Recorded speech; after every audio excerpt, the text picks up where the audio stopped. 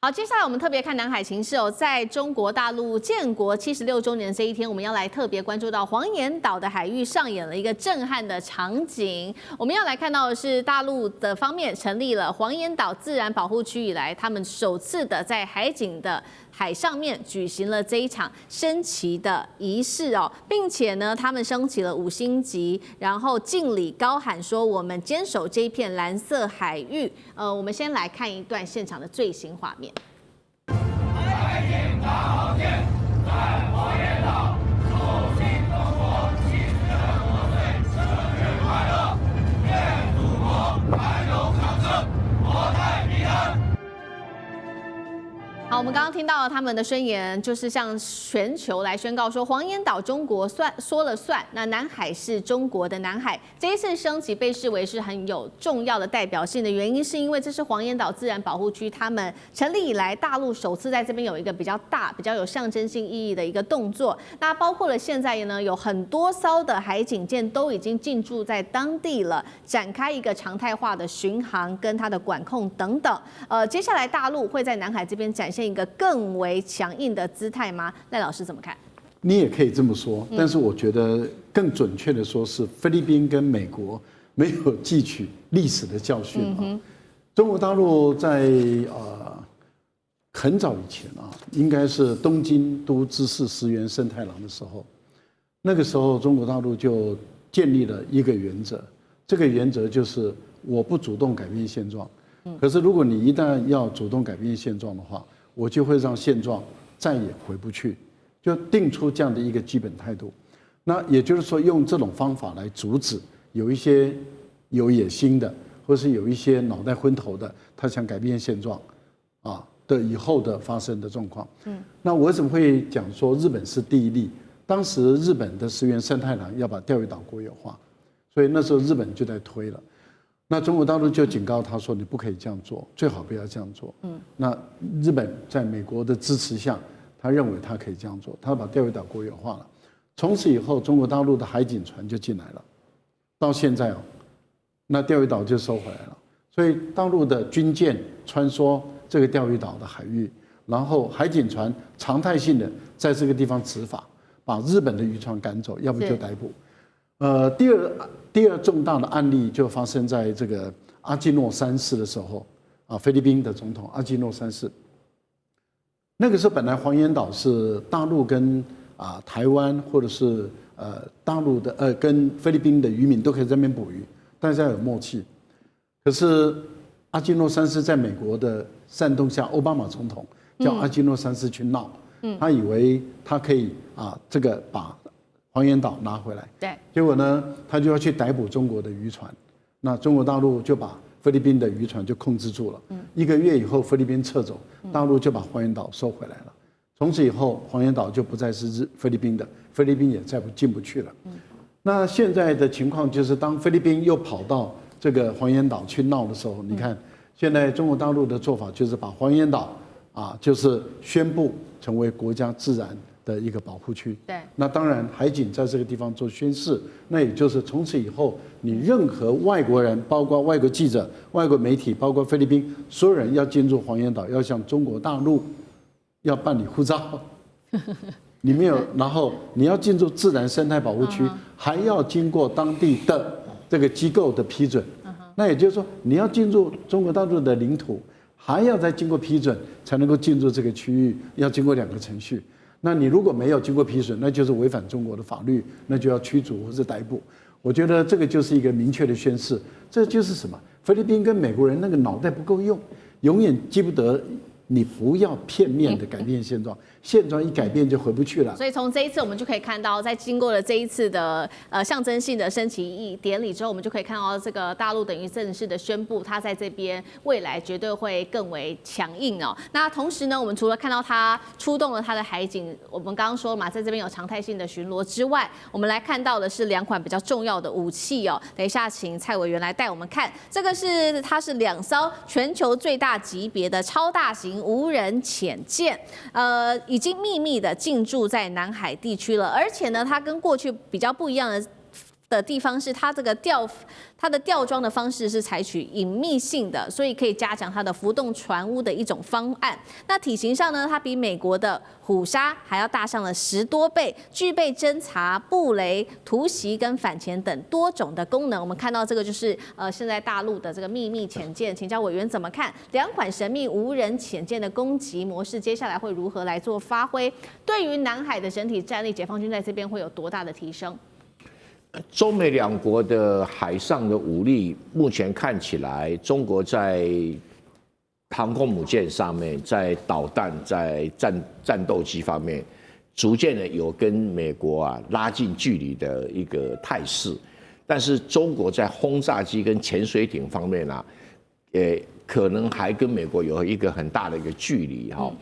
那轰炸机要等到轰20这个出现了以后，才可能拉平。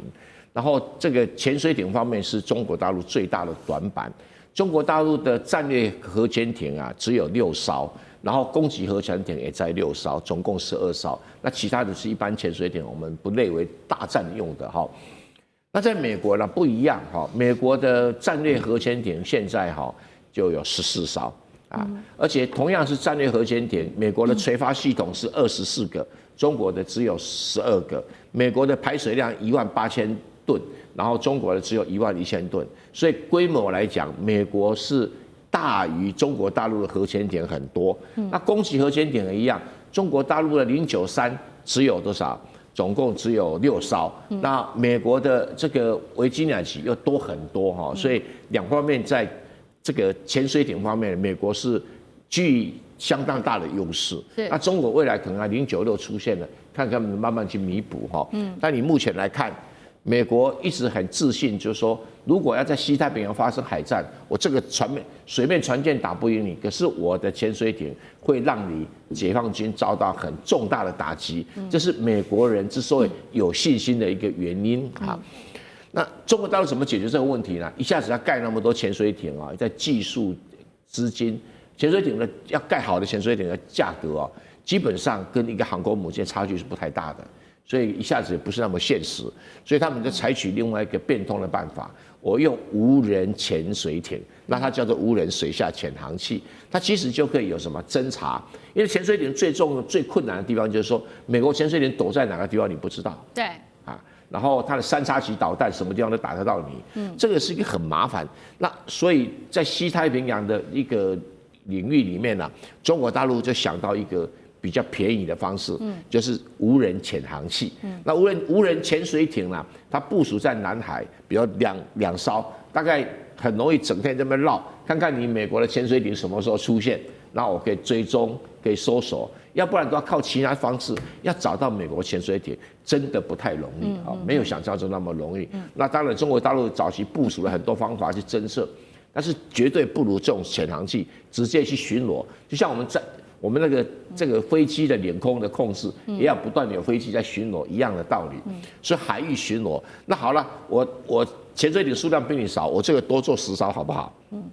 一样的，在西太平洋我也可以这样做，在台湾海峡东部我可以这样做，因为这个是因为中国大陆在控制水下潜航器的控制技术、通讯技术一定有了飞跃的成长，要不然你放下去不知道跑到哪里去控制不住那现在能够控制，它可以用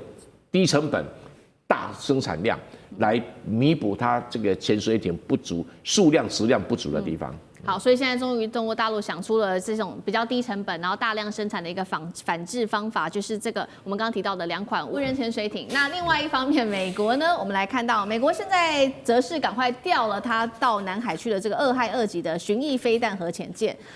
推进的地方在苏比克湾，还砸钱去升级菲律宾的牡蛎湾基地，但是他是说这是旧武器啦，80年代的武器，真能够帮助他来侦查，不管是福建舰或者是中国大陆的武器吗？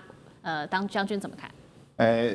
很明显的这个美国他认为在水面战力方面来讲的话，在尤其是东海第一岛链或者是南海这边，已经渐渐他赶不上中国大陆了，这是个事实。那他唯一一个现在在水面上面我打不过你，我现在想办法发挥我的优势，就是水下。那川普前2天这个讲话的时候，他还讲说，我们的优势就是潜舰啊，然后我们美国的潜舰是世界第1，然后第2是俄罗斯，再来才是中国哈，他们还要25年的时间才可以赶上我们，但是搞不好5年之后他就赶上了。他还记得昨天川普有讲这句话吗？所以很明显，美国现在来讲的话，他要吓阻中国，他水面战力已经没有办法，他现在想办法要用水下的战力，确实也是如此，没错哈。美军来讲的话，它的这个潜艇的数量远远这个不管是量或值上面，在之前都优于中国大陆很多。那我们看一下这艘2亥2级的潜舰，